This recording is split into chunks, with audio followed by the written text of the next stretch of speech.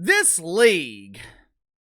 This league just can't seem to get the hell out of their own way. Outside of the WNBA dump, which ironically enough, the dump is owned by the NBA, but outside of the WNBA dump, I cannot think of another league that sabotages itself more than the NBA.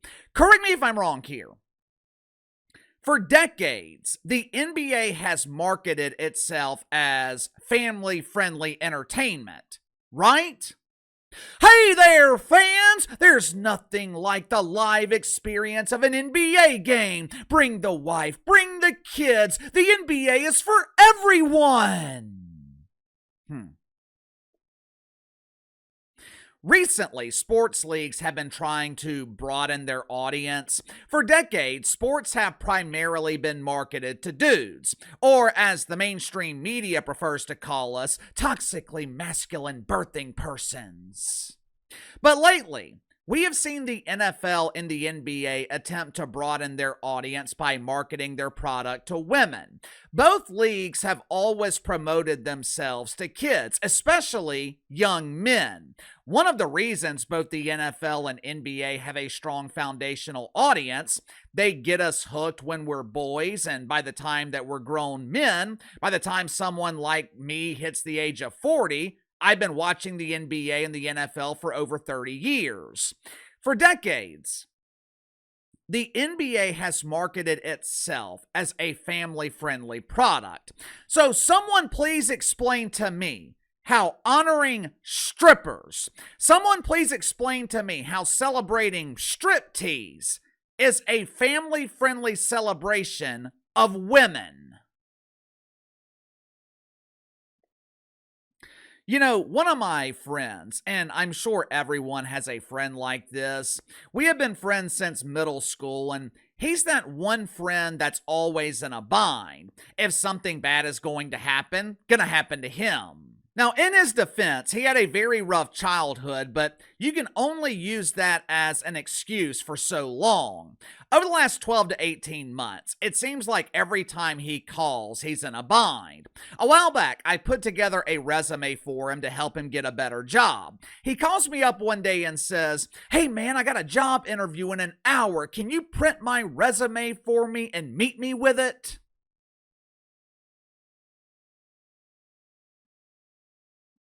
It's always shit like that where he waits until the last minute and instead of solving the problem himself, he calls someone else to solve the problem. Long story short, he calls me up last week and he's in a bind again. He'd once again waited until the last minute to do something and he wanted me to help get him out of another bind.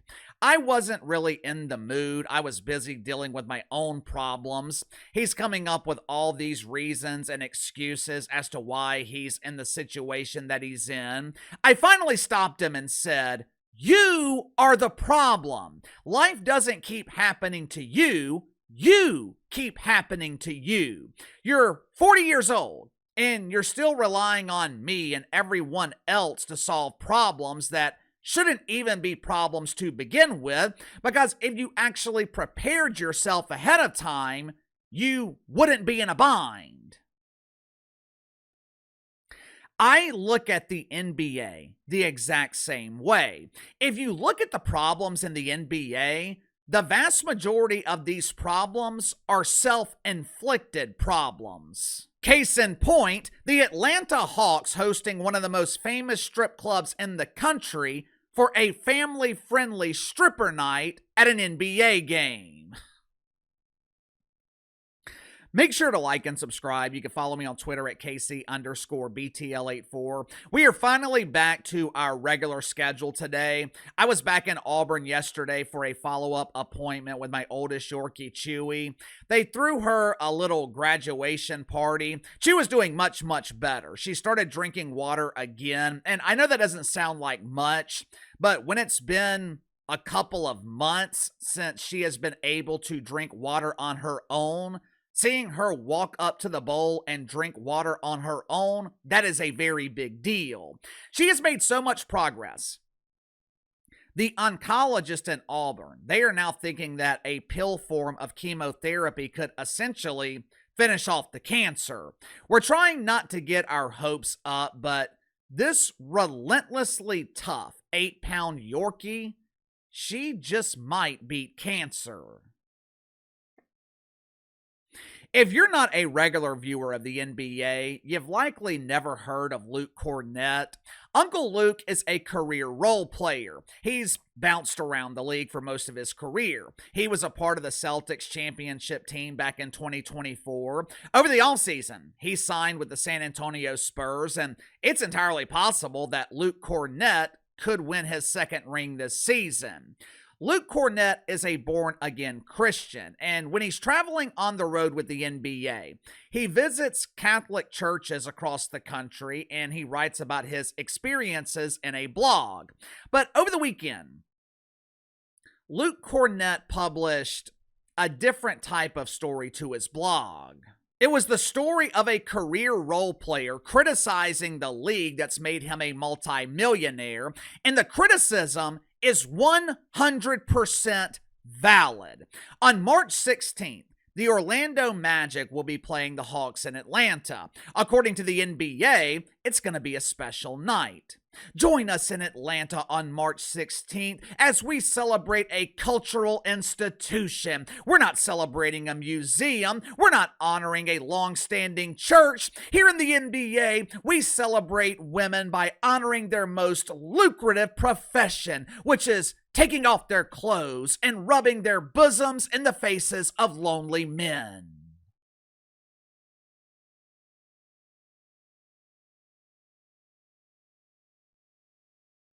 According to Luke Kornet, this celebration of dancers in the NBA is no bueno. In his blog, Luke Kornet claimed that the NBA should be promoting an atmosphere that is respectful to mothers and daughters. The NBA should desire to protect and respect women. Kinda hard to do that when you're promoting a business that objectifies women. For those that don't know, Magic City is one of the most popular strip clubs in the country, and it's located in Atlanta. Last year, or maybe it was the year before, there was a documentary produced on the history of Magic City. The club has been popular for decades amongst rappers and NBA players. So, on the surface, I can kind of understand why the NBA thought this was a logical partnership. I can kind of understand why the NBA thought it made sense to honor a club that's popular with its players. But as is often the case, the optics here are the drizzling shits. Correct me again if I'm wrong here. Isn't this the same league that claims to support women? Isn't this the same league that's been subsidizing the WNBA for decades? How in the hell can you claim to support women while partnering with a club that's primary business is objectifying women? How can you claim to be a family-friendly league when you're promoting a strip club in front of kids? Me personally, I have never understood the fascination with strip clubs. Have I been to strip clubs? Yes. I mean, what dude in their 20s or early 30s hasn't been to a strip club? But when I would wake up the next morning, I always asked myself, why in the hell did I do that? Why did I just waste hundreds of dollars on women who are pretending to be interested in me? According to Jamie Gertz, who is the co-owner of the Atlanta Hawks, if you've ever seen the movie Twister from the mid-90s, Jamie Gertz played the role of the psychiatrist that eventually broke up with Bill Paxton. Today, she owns the Atlanta Hawks with her husband, Tony Ressler. And once you hear this statement from the franchise, it won't take you long to realize why they had the wife issue this statement instead of the husband. According to Jamie Gertz, this is not a shameful thing. This is a family-run business and a family-like atmosphere.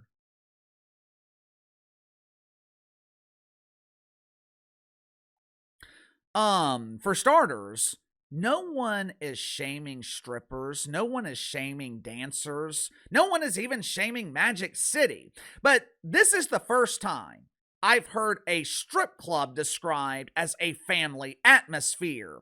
Magic City might be a family run business, but that does not mean it's a family atmosphere.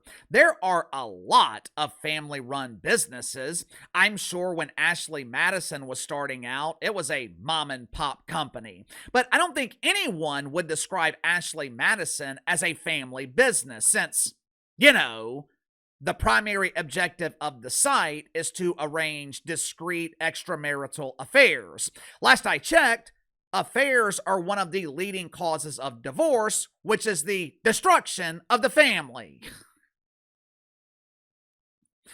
Good for Luke Kornet for having the courage to call this out. The truth is, it's getting harder and harder to describe the NBA as family entertainment.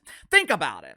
In recent years, the league dedicated itself to the fight against mythical racism. 6 years ago, NBA players were kneeling for the national anthem. Several years ago, the NBA embraced the disease of gambling by partnering with online sports books. NBA players are arguing with fans in the arena, getting fans kicked out of the arena. Pissed off gamblers are yelling at NBA players because they didn't score enough points to hit their doofus parlay. Players and coaches are being arrested for various gambling scandals. And now the league is promoting a strip club at a game where thousands of children could be in attendance. Obviously, the women from Magic City will be fully dressed, fully clothed, but that doesn't change the fact that the league is partnering and promoting a strip club. Does that sound like family entertainment to you? Does that sound family friendly to you? Imagine an unsuspecting father taking his son to the Hawks game on March 16th. Hey, Dad, can we go to Magic City? This place looks great. No, son. How about the Magic Kingdom instead? Hell, at this point, it might not be safe to take your kids to Magic Kingdom. The women at Disney World, they could be walking around with beards and tuck-friendly bathing suits. What do you guys think of this? Is this a bad move by the NBA? Or is Luke Kornet making a big deal over nothing? You tell me. Sound off in the comments below. I'll see you guys later.